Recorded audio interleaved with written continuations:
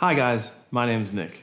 Tonight we're going to be looking at part 1 of 2 follow-up sections from our resurrection series. If you missed the messages on Easter and Good Friday, can I encourage you to go grab the podcast from our website? We explored narratively the journey Jesus and his followers took from Thursday to Sunday. Then for most of the month of April, we looked at many of the implications of the resurrection to our lives, which is quite an underexplored theology in recent times, but absolutely paramount to the lives of the early church, lived in, as we will see, over the next 2 life group sessions. To follow the timeline loosely given in the Bible, 8 days after the Resurrection Sunday, Jesus appeared again to the group of disciples, this time with Thomas, where he shows Thomas his wounds. We're not sure exactly how long after this encounter, but Jesus meets his disciples again while they're fishing on the Sea of Galilee. It is here that Jesus asks Peter if he loves him 3 times. After this, Jesus appeared to 500 people at the same time, as recorded in Corinthians 15, verse 6. And then Jesus meets with the 11 disciples and gives them the Great Commission. Jesus was seen for 40 days after his resurrection day.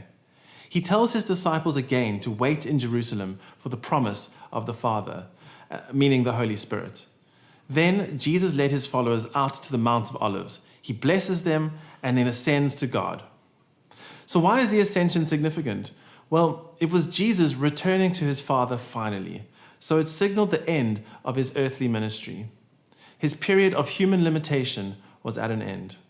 It also signified success in his earthly work. All that he had come to do, he had accomplished. It marked the return of his heavenly glory. It symbolized his exaltation by the Father. The one with whom the Father is well pleased, Matthew 17:5 tells us, was received up in honor and given a name above all names.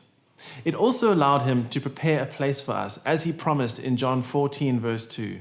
It indicated the beginning of his new work as a high priest and mediator of the new covenant. And so we can approach the throne of God in confidence because Jesus is seated at his right hand. It set the pattern for his return. When Jesus comes to set up the kingdom, he will return just as he left, literally, bodily, and visibly in the clouds. The ascension is also tied to some final instructions Jesus gave his followers. This is what we will mainly look at together in our groups tonight. Enjoy.